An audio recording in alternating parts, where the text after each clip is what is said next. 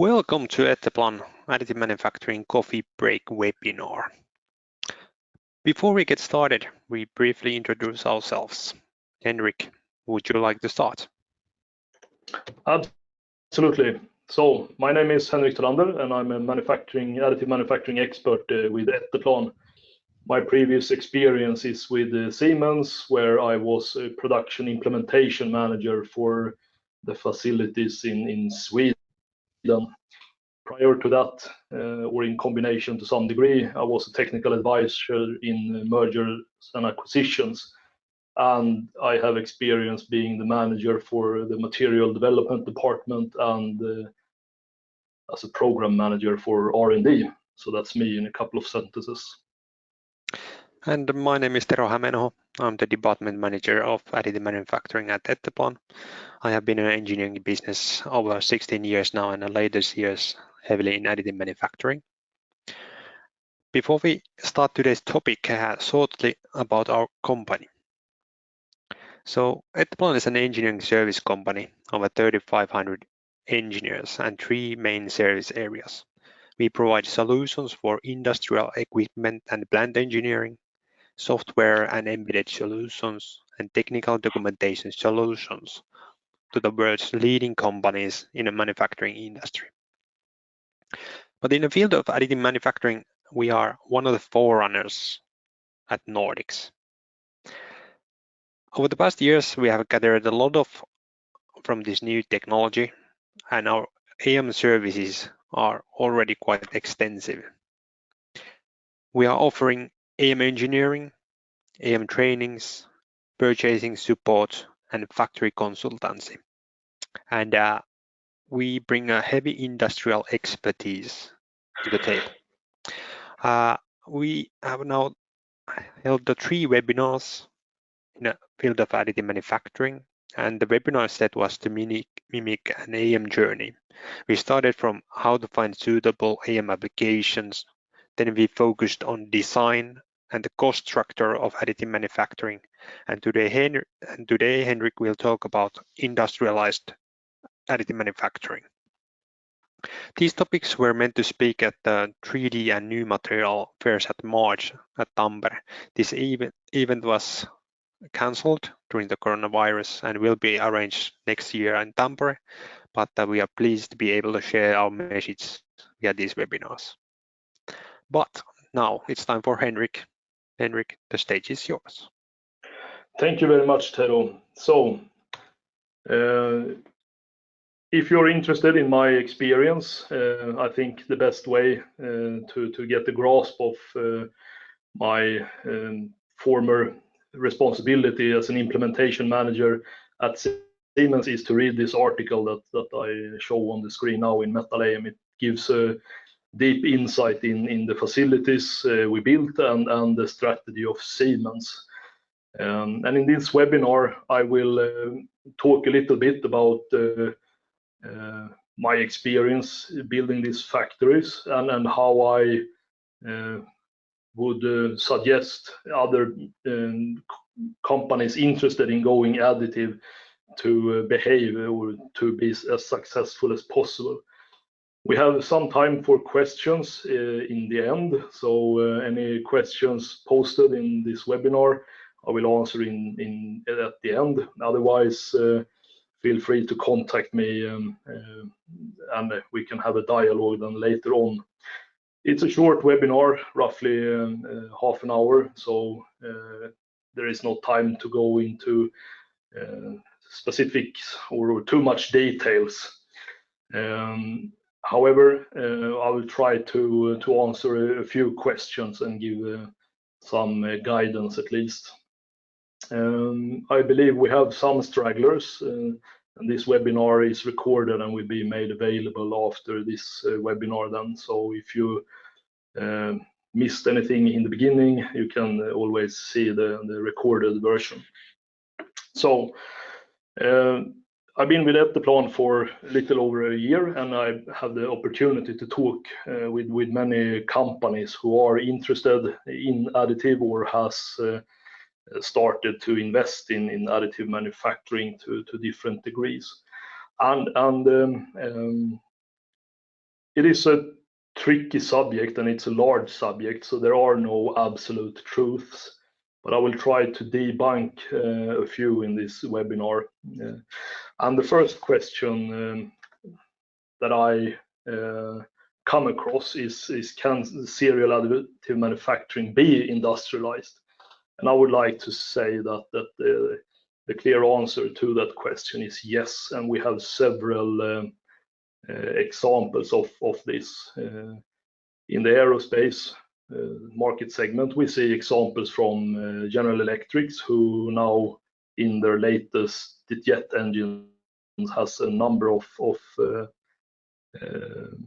additive manufactured part with high quality requirements, so rotating parts in jet engines, as I believe many of you are aware of.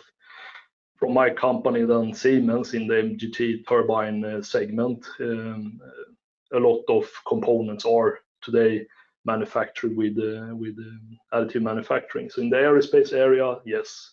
For the consumer market, we see additive manufactured components in as the company like IKEA. So these are just some examples where they provide accessories for computer gamers and several art objects.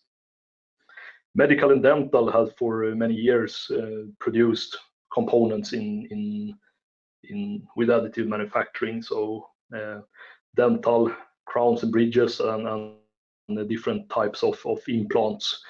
We also have examples from the nuclear power plants where at least one component, as I know of, is installed in the nuclear power plant in Slovenia, and it's an impeller for a water pump connected to the fire protection system. So the easy answer is yes, it can be industrialized. These are areas and markets and components to a high degree in the high end of application spectra. So they are loaded with tough requirements and need to adhere to very stringent standards. Can it be done also for, let's say, not so quality driven applications? And with quality I now mean high requirements and high degree of robustness, and the clear answer is also there, yes. But in general, the answer yes, additive can be and is industrialized as we speak. And I have one example here, a GE company, Avio Aero, and they have 35 EBM printers in operation, and they are having 27 more on order from 19. So increasing their production capacity. Important also to understand is that we are in a new market. This is a new technology with a high expected growth. To the right, we see some figures I put together more to prove a point than to show the absolute figures. And what I'm saying is that additive will not replace the traditional manufacturing methods to any extent. But what I believe is that the 3D printing or additive manufacturing area will grow. And don't take the length of these arrows as absolute figures, but the 3D production market will grow quite extensively. And I believe it will, to some degree, cannibalize or steal market share from the traditional manufacturing markets or areas. So it will not replace traditional manufacturing, but additive manufacturing has a different set of boundary conditions. And in some cases, the applications you have, the components you produce, could benefit from a different set of boundary conditions. You can print stuff that you cannot machine, for example. And you can, for example, with lower volumes, benefit from additive manufacturing rather than qualifying a expensive casting tool, for example. To drive this point home a bit further, then I took some figures from Woller's report. and they predict quite large growth in the additive arena. And also a interesting observation is that the total value of components produced with additive is below 0.1% of the total value of components produced worldwide. So, thinking about additive manufacturing, and if you are in a position where you have started out a bit, you need to ask yourself some question. And those questions, which I will try to give some answers to, or at least parts of answers to, is: can you industrialize additive manufacturing? Should you industrialize additive manufacturing for your business and for your components? And do you want to? And do you really want to? So, coming from Siemens and being working in a project where the company invested heavily in additive manufacturing, I've learned one thing, and it is that there are no absolute truth. And since coming to Etteplan and meeting a lot of people from other businesses and other markets, I have had to come to some sort of general answer to all the questions. And to some degree, it's for all these three questions, well, it depends, because it is a very complicated situation. So there are few general answers, and it usually is down to the specifics. So, well, it depends is my go-to answer, and then we have to dig into the details. So, if one is asking oneself, can I invest in or industrialize in additive manufacturing, there are a number of challenges that you need to overcome and have a strategy for, and I've listed some of them here, and I will address a few of them. The industry today, the additive industry today, is to some degree immature, and that is, on the one hand, on the printer provider side, for example, or providers of other equipment connected to the additive manufacturing, but also on the consumer side. So potentially your customers, do they believe in the component partially manufactured with additive manufacturing? Can they rely on that as much as a component produced with traditional methods? We also see a lot of technical trends. So the latest tends to be the greatest, and then it is replaced by something new, and or as time progresses, we understand that what we believed yesterday is not necessarily true anymore, because the development is taking place at a quite rapid pace. Coming to the industrialization side, there are also a lot of challenges, and one large soft value, which I will come back to a number of times, is it is hard to overcome traditional design philosophies. So we are creatures of comfort. We tend to stick within our comfort zone, and this is a challenge that you need to address if you intend to venture into this new production method. This is true not only for additive manufacturing, but in general, but this is something you need to address. On the material side, if we think about a development project, we have in the past been able to rely on standards. When we buy material from material suppliers, you get a nice certificate and a stamp that proves that this material adheres to some standards, and you can expect a certain degree of quality of the material you buy. Now, with this new production method, the material changes, and it's not necessarily always to the worse. Sometimes it can be better than the original material, but in general, we see a lack of material data, at least the material data easily available. And then at the end, the talent management. It is hard still to acquire competence needed throughout the value chain. And this is also something you need to address and have a strategy for. My biggest challenge, as I see it, for anyone investing in additive manufacturing is actually not the technical side. For me, change management is the biggest challenge for anyone starting off on this journey. And to some degree is to bridge the absence of standards and increase the confidence in the engineering community to dare try new stuff. It is also to build in-house knowledge and build competence and understand what's possible and what's not, and what's applicable for our component flora and what is not. And then again, change management.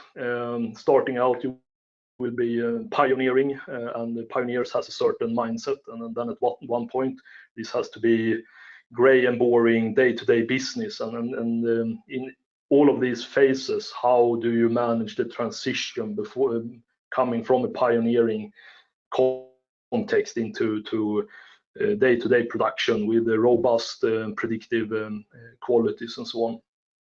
And then when you actually achieve your goals, or some of them, you produce components with new and improved value for your customer. How do you leverage that? How do you use this to gain an advantage over your competition? How do you get an edge? That's also something you have to have a strategy for. And what I'm saying is, and my main message with this is it is not hard. It's only work when it comes to the technical side. And then for change management, the answer is the same. It is not hard, but it requires a lot of work.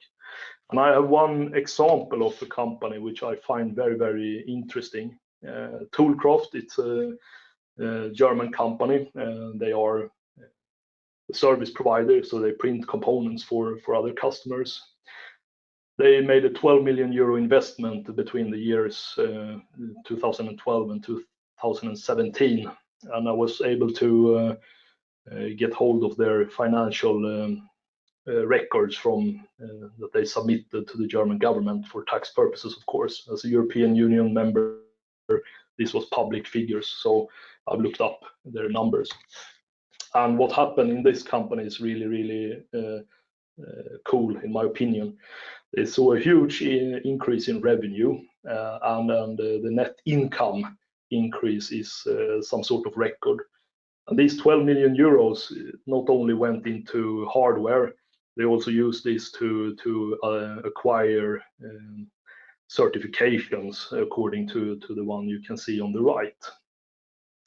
So okay, we understand this. This is one example that it can be done.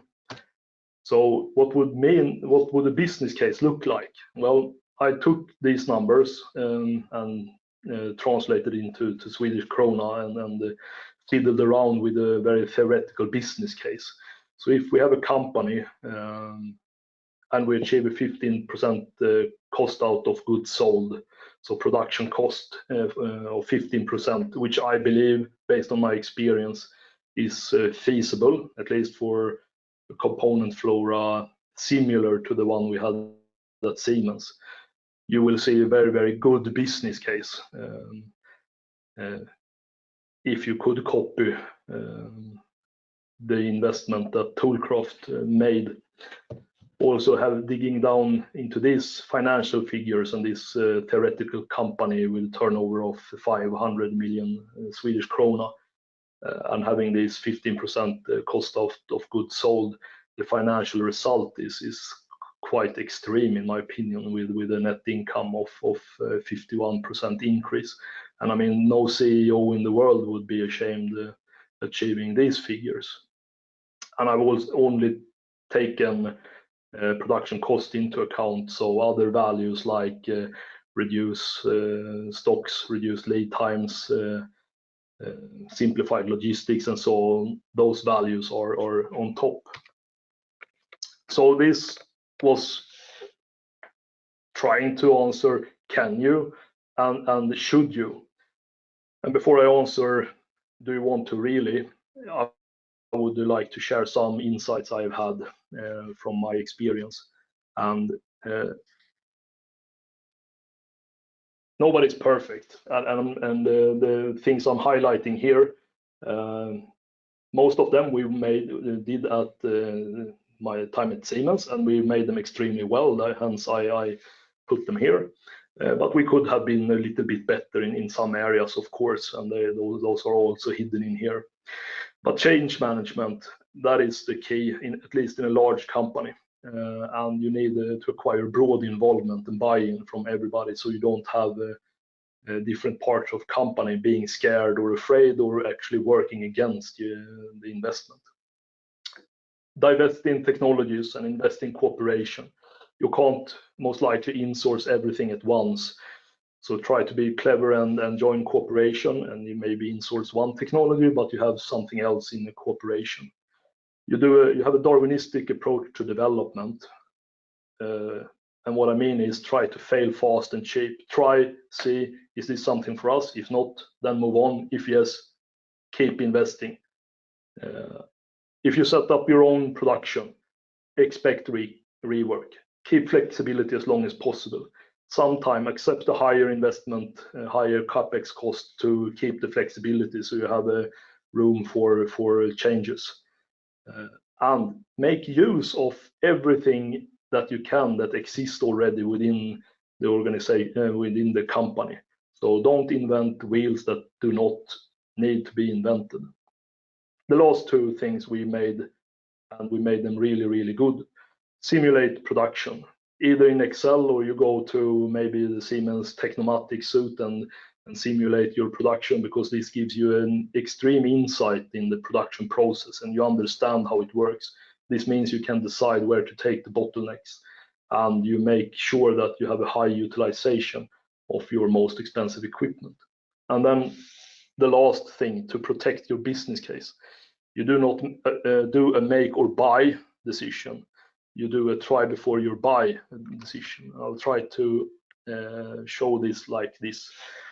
Traditionally, you have a most likely a process on when you evaluate, should we insource or outsource the production of a certain component. I would say do both. Yeah. And hopefully next picture is even clearer in what I mean. To the left, we see the traditional make-buy evaluation. If you do it in-house, you have a fixed cost and then a cost depending on the production volumes. And the gray then is what you would expect if you go out and buy from a sub-supplier. I mean, you should try to make both. And here, the idea is that you go to a sub-supplier, you pay for the qualification up front, and you could promise them a volume, annual volume. But when you know that the production works and you have proven that it's feasible, then you start to invest in-house your own production capacity.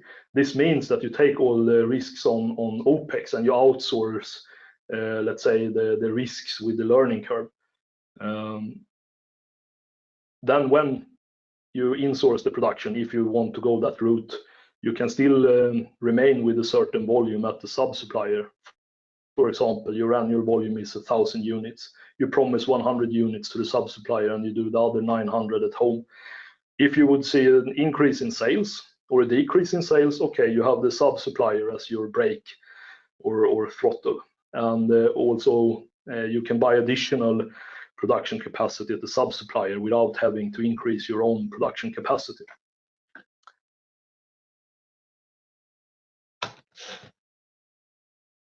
And when you calculate your business case in the R&D phase, what is the production cost? Well, you can go out and ask, what does it cost today? I've found a number that an average time to market, if you go to full sales release from starting off an R&D project, is roughly 21 months. So you need to extrapolate and have a dialogue with the potential sub-supplier or the machine vendors what will the productivity of the machines look like in 21 months, and what can you extrapolate as production cost? And that is what goes into your business case for development, because that is the cost you will see when you start producing. So looking too close of what things cost today might make you step over or disregard good components and good applications that could otherwise, when they are fully developed, be a really, really good business case. To answer the question, do you really want to go into this? I would suggest this if you're starting out from scratch. Start out with the workshop, gather all the stakeholders within the company, procurement, quality, the union, management, everybody, and understand everybody's expectations and worries. Then it's starting to building the in-house buy-in. Yeah, you produce a demonstrator, so you show for everyone that yes, we can. Then you can screen your components, your products, and understand the bottom line. How much can we get out of an investment into additive manufacturing? What's the peak, or what's the total potential with going additive for our products in our company? And there you have bottom line. This is what's in it for us.